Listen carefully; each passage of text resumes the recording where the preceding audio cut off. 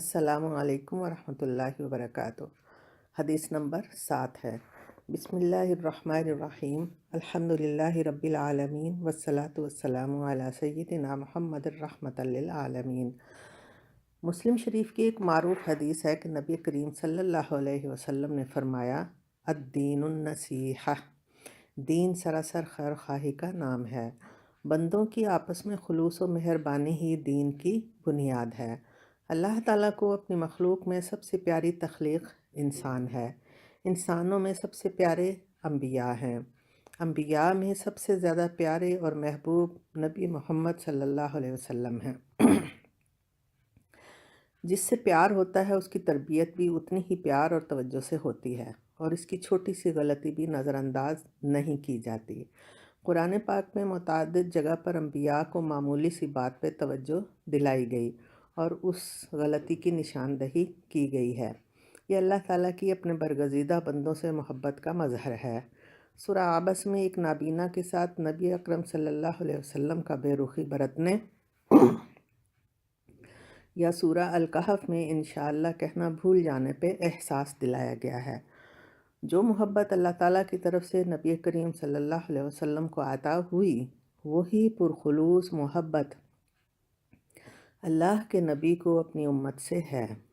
وہ مسلمانوں کے اس قدر خیرخواہ ہیں کہ امت کے افراد اپنے لیے خود بھی اتنے خیرخواہ نہیں ہو سکتے۔ اسی طرح والدین، استاد، مرشد، دوست اور محبت کرنے والے رشتوں کے دلوں میں بھی اللہ تعالیٰ یہی جذبہ رکھ دیتے ہیں۔ اگر کوئی نالائق، نافرمان، ضدی، سرکش، ظالم، متکبر شخص کسی نبی کی امت کا فرد ہو تو نبی بھی پیغام پہنچانے کا فرض ادا کر کے بری الذمہ ہو جاتا ہے۔ اسی طرح کسی کی نافرمان اولاد ہو، نالائق شاگرد ہو، وہ اپنا راستہ الگ کر لے تو کوئی کسی پر زور زبردستی کر کے ہدایت نہیں دے سکتا، لیکن لائق، فرمانبردار، سمجھدار، نیکی میں سبقت لے جانے والا فرد نبی کے لیے، والدین کے لیے، مرشد اور محب اور استاد کے لیے بہت اہم ہوتا ہے۔ اس کی زبر زیر پیش کی غلطی بھی قابل مواخذہ ہوتی ہے۔ اسی لیے جب دو فریق یا بچے مخاصمت کا شکار ہوتے ہیں تو زیادہ نصیحت اسے کی جاتی ہے جو سمجھدار ہو، تاکہ اس کی شخصیت کا وقار قائم رہے اور اس کے نمبر کم نہ ہوں، اس کی جنت میں کمی نہ آئے۔ مگر جو اس خیر خواہی کو سمجھنے پہ راضی نہ ہو، اس سے اعراض کا حکم بھی اللہ تعالیٰ نے ہی دیا ہے، وَأَعْرِضْ عَنِ الْجَاهِلِينَ۔ خوش قسمت ہیں وہ لوگ جن کو ایسے والدین، استاد، مرشد یا محبت کرنے والے دوست یا بہن بھائی مل جائیں جو ان کے معمولی سے نمبر کٹ جانے پہ بھی فکر مند ہوں، ان کو نصیحت کریں، ان کا ہر لحاظ سے دائمی و اخروی بھلا چاہیں۔ آج امت مسلمہ میں الدین النصیحہ کے تقاضے کما حقہ پورے نہیں ہو رہے۔ خلوص اول تو کہیں موجود نہیں، اور اگر کہیں ہے تو اس کا یقین نہیں کیا جاتا اور نہ ہی قبول کیا جاتا ہے۔ عوام الناس مجموعی طور پر اس احساس اور فکر سے غافل ہیں کہ ان پہ ظالم کیوں مسلط ہیں۔ جب لوگوں کے درمیان نصیحت، خلوص اور بے غرض مہربانی کا شعار نہ رہے اور نصیحت کو قبول نہ کیا جائے تو اس کی سزا ظالم، خود غرض، مفاد پرست حاکموں کی شکل میں ملتی ہے۔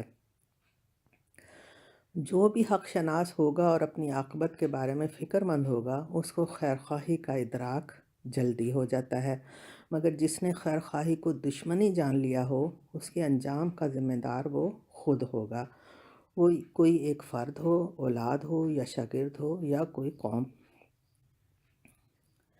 سوچنے اور غور کرنے کی بات یہ ہے کہ کیا ہم انفرادی و اجتماعی طور پہ بے غرض، پرخلوص خیرخواہی کے ساتھ دین اسلام کی تعلیمات پر عمل کرنے کی دعوت دینے والوں میں شامل ہیں؟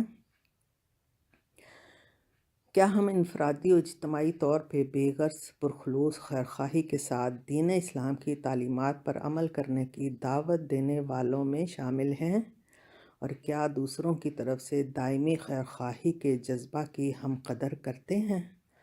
کیا ہمارے معاشرے میں محبت لینے اور دینے کا وہ جذبہ پروان چڑھ رہا ہے جس کی بنیاد الدین النصیحہ ہے؟